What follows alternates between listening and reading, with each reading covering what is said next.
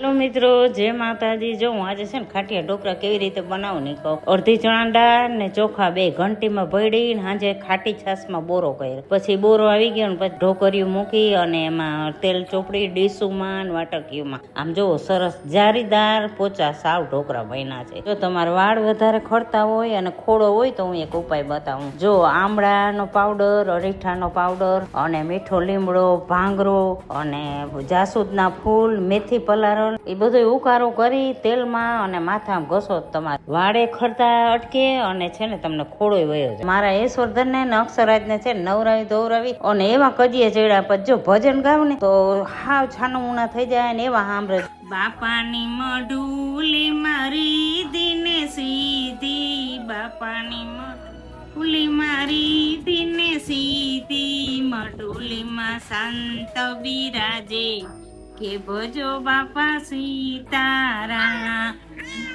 મઢુલીમાં સંત બિરાજે કે ભજો બાપા સીતારામ, બાપા સીતારામ ને ભોજન લાડવા, સેવકોને કઢીએલા તું, ભજો બાપા સીતારામ।